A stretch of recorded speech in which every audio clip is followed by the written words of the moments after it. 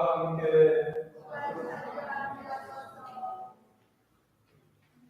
성부가 된 거룩한 주의 복음입니다.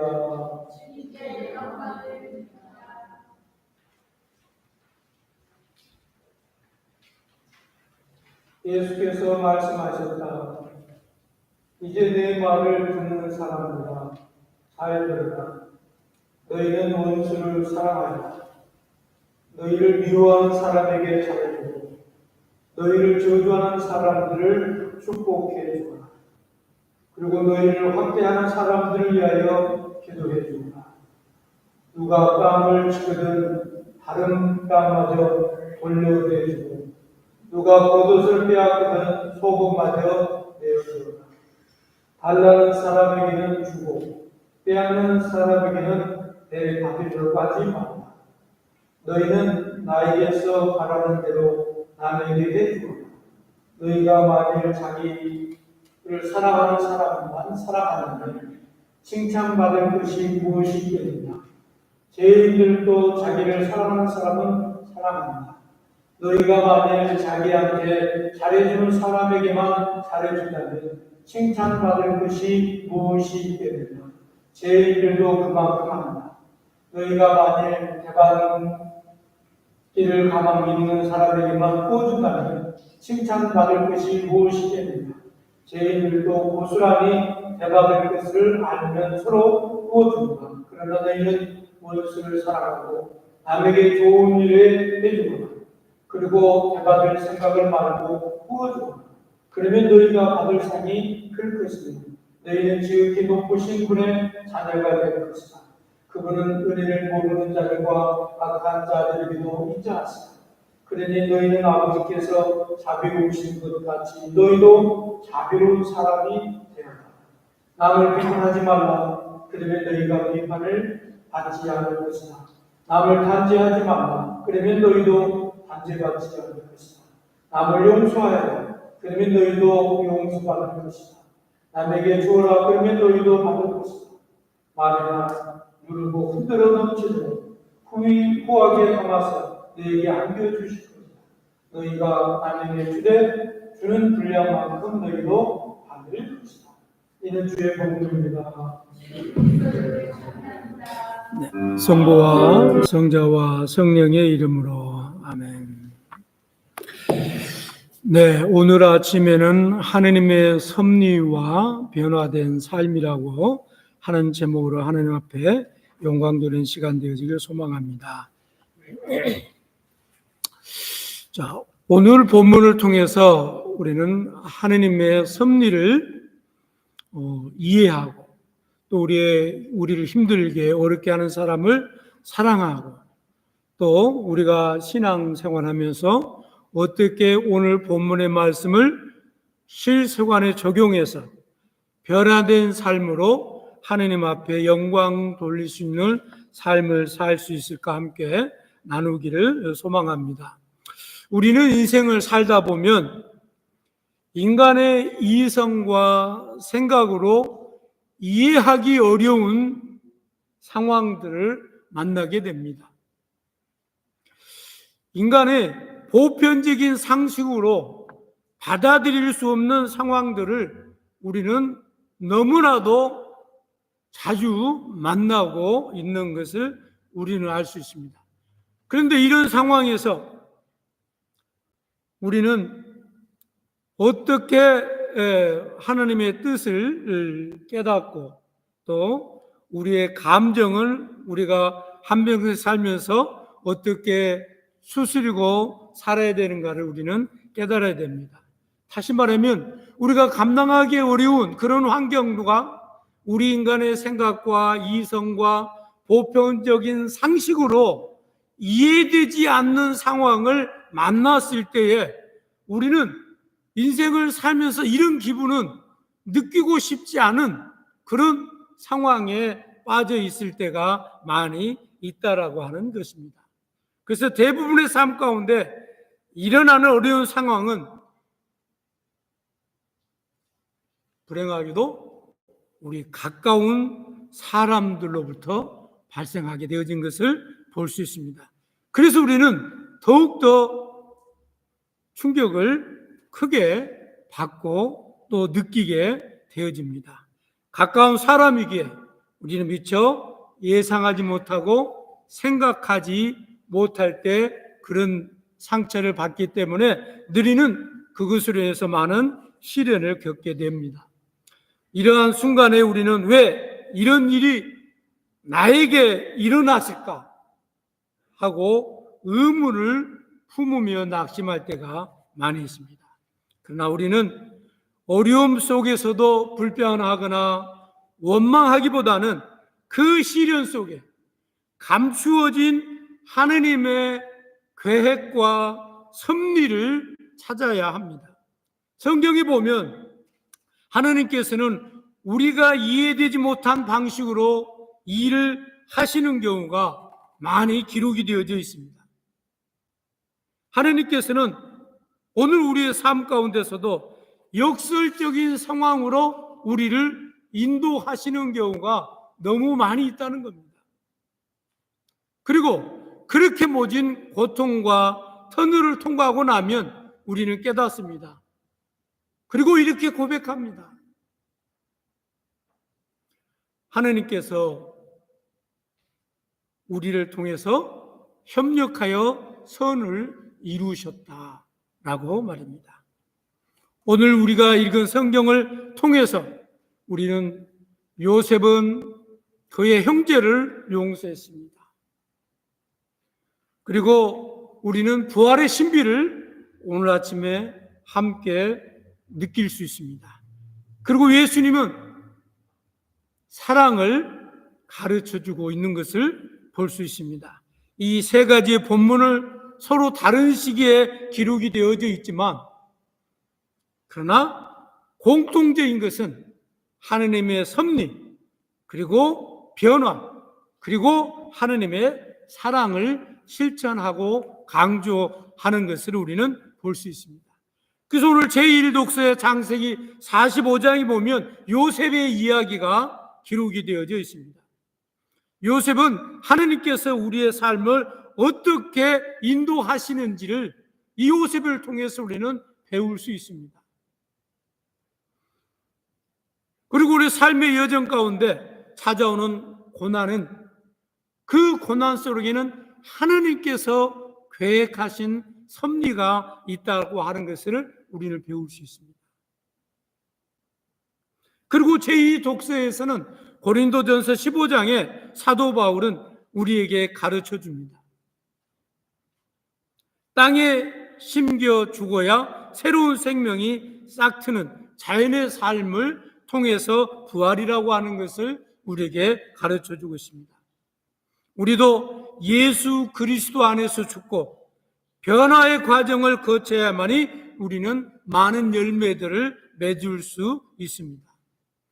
오늘 본문 누가복음 6장에서는 예수님께서 말씀을 통해 우리가 세상의 방식이 아니라 하느님의 사랑으로 이 세상을 섬겨야 한다라고 우리에게 말씀하고 있습니다.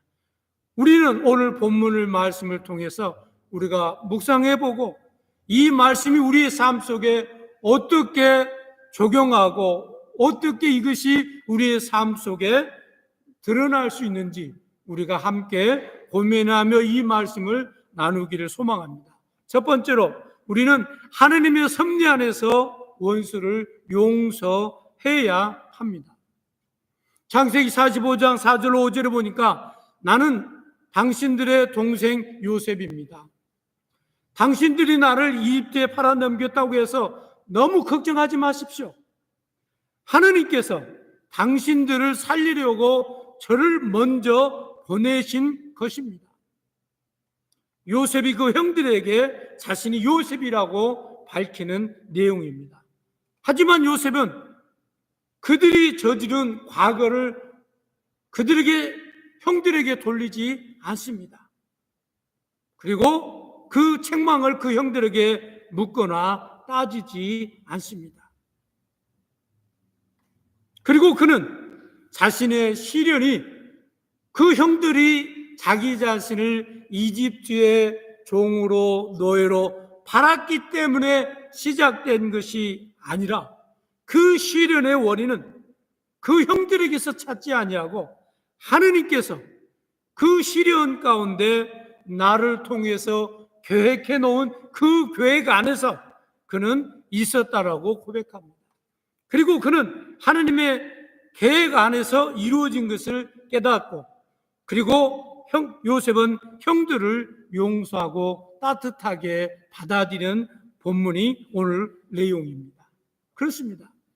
우리는 인생을 살아가면서 어떤 시련과 여건과 고난과 내가 원치 않고 내가 바라지 않는 그런 환경들이 다가왔을 때 왜 나에게 이런 환경들이 다가오느냐고, 왜 나는 이 고통을 당해야만 되느냐고, 그리고 그 고통과 그 시련과 그 여러 가지 문제들을 자기 자신 아니면 그 이웃의 환경을 통해서 그것을 찾으려고 합니다. 어떤 사람은 잘 돼도 조상 탓, 잘 되면 자기 탓, 잘 못 되면 조상 탓. 그래서 계속 주변 사람 때문에 누구 때문에 잘못됐다라고 핑계를 댑니다. 그러나 요셉은 그 형들에게 팔려갔지만 그럼에도 불구하고 그 형들을 만났을 때 그 형들에게 그 과오를 묻지 않고 하느님의 뜻 안에서 자기 자신이 서 있는 것을 찾고 있는 것을 볼 수 있습니다. 그렇습니다. 오늘 크리스찬들이 어떤 삶을 살아야 될까요?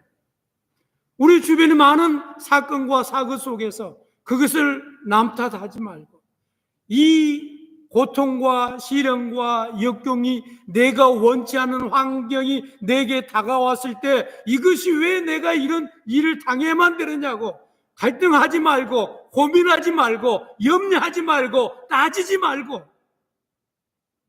이 문제 안에 하느님의 뜻이 어디 있는지 찾는 저와 여러분이 되어지기를 소망합니다. 그랬을 때 하느님께서 그 인생을 통해서 하느님의 일을 이끌어 나가게 된다라고 하는 것입니다. 그래서 인간적인 관점에서 볼 때는 요셉은 형들의 행위가 너무나도 이해할 수 없는 그런 악하고 용서할 수 없는 사건이었습니다. 하지만 요셉은 인간적인 관점으로 해석하지 않고 자신의 인생을 하느님의 시각에서 바라보고 해석했다는 거예요.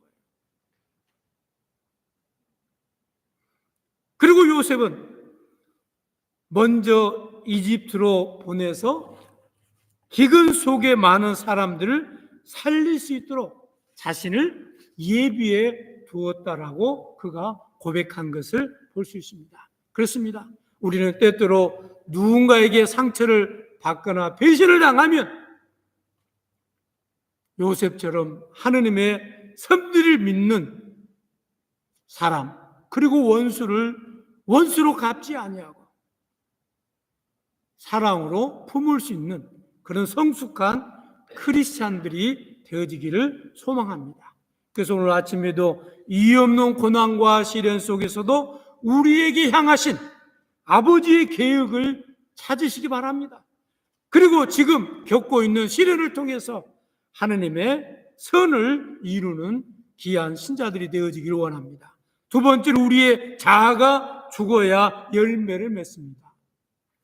오늘 본문 고린도전서 15장 35절로 36절에 보니까 죽은 사람이 어떻게 살아나며 어떤 몸으로 오게 됩니까? 어리석은 사람이여, 당신이 뿌리는 씨가 죽지 않으면 살아나지 못합니다. 오늘 본문의 사도 바울은 자연의 원리를 통해서 부활의 신비를 설명하고 있습니다. 그렇습니다. 내가 죽지 않으면 우리의 속 사람이 살아날 수가 없어요. 나의 자아, 나의 겉사람이 죽지 않으면 우리가 결코 거듭날 수가 없습니다. 지금 내 육신의 이 몸이 죽지 아니하면 부활을 통과할 수가 없어요. 혹시 모르죠? 여러분이 주님이 오시는 그날까지 살아계신다면 주님이 오실 때 죽음을 보지 않고 주님을 맞이할 수 있을 겁니다. 변화된 모습으로. 그러나 주님은 언제 오실지 모르지만 어쩌면 우리가 주님이 오시기 전에 우리가 먼저 죽을 겁니다. 그러나 그 죽음이라고 한 것을 통과하지 아니하고서는 부활이라고 하는 것이 우리에게 주어지지 않는다는 겁니다.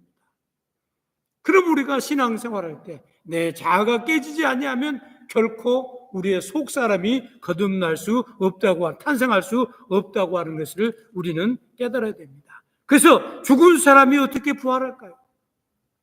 어떤 몸으로 다시 살아날까요? 우리 모두 궁금해하는 질문입니다. 오늘 본문의 사도 바울은 몸의 부활에 대하여 알고 싶어하는 사람들에게 씨앗의 예를 들어서 부활의 몸에 대해서 설명하고 있습니다.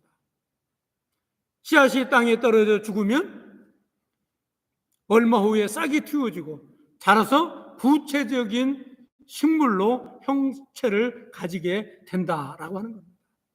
이처럼 다 자란 식물은 형체가 크게 일어납니다. 여러분 겨자씨를 한번 생각해 보십시오. 아주 작은 씨입니다. 근데 그 겨자씨가 땅에 떨어져 죽으면 그것이 싹이 나고 생명이 자라서 큰 형체를 유지하게 되어집니다. 우리의 육신이 죽으면 다시 부활하게 되어질 때는 지금 우리의 몸으로 부활하는 게 아니에요. 지금 우리가 얼마나 아픈 곳이 많습니까? 젊었을 때는 모르지만 나이가 들면 들수록 아프지 않는 곳이 한 군데도 없습니다. 옛날에는 조그만 감기가 들어도 조그만 아파도 그것을 약을 먹지 않고서도 거뜬하게 이겨냈지만 지금은 조그만 어디가 아프면 약을 먹어야 돼요.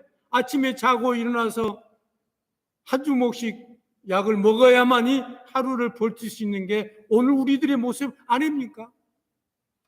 그러나 죽음 이후에 우리가 죽고 다시 부활하게 되어지면 그때는 아픔이 없고 고통이 없고 우리가 가장 씩씩하고 가장 젊고 가장 멋있고 가장 아름다운 모습으로 우리가 부활하게 된다는 것입니다. 그렇습니다. 부활의 몸은 씨앗과 식물에 비유해서 우리가 이해할 수 있는 겁니다. 우리의 몸이 죽으면 예수님이 재림하실 때 우리 몸도 부활하여 전혀 새로운 몸으로 부활하게 될 것입니다. 단순히 영만 부활한 것이 아니라 우리의 몸도 부활하게 되어지는데 완전한 몸으로 부활한다는 거예요. 지금은 우리의 몸이 완전하지 않잖아요. 아픈 것이 얼마나 많습니까? 그러나 부활하게 되어지면 그때는 완전한 몸으로 부활하게 되니까 더 이상 약을 먹을 필요가 없어요. 더 이상 영양제를 찾아 먹을 필요도 없어요. 더 이상 혈압약을, 당뇨약을 먹을 필요가 없습니다. 그렇습니다. 부활한 몸은 어떤 몸일까요? 예수님이 우리 몸과 어떻게 다를까요? 지금의 우리 몸과 어떻게 다를까요? 바울은 썩은 육체의 몸이 다시 썩지 않을 몸으로 부활한다라고 분명히 오늘 본문에 말씀하고 있습니다. 마치 예수님께서 부활하신 후 가지신 것과 같은 신령한 몸으로 우리가 부활하게 되어진다라고 하는 것입니다. 현재 우리의 몸은 죄의 유혹을 받아서 쉽게 넘어지고 결국 죽어서 땅에 묻혀 썩어질 몸이지만 그러나 부활 이후에 우리의 몸은 생명과 능력과 영광이 넘치는 강한 몸으로 부활하게 된다는 겁니다. 죄와 악이 틈타지 못하고 마귀와 세상에 유혹하지 못하는 신령한 몸으로 우리가 부활하게 되어진다라고 하는 것입니다. 마지막 세 번째로 우리는 하느님의 사랑을 실천해야 됩니다. 오늘 본문 누가복음 6장 27절에 보니까 너희 원수를 사랑하고 너희를 미워하는 사람에게 잘해주어라. 남을 심판하지 말아라. 그러면 너희도 심판받지 않을 것이다. 용서하여라. 그러면 너희도 용서받을 것이다.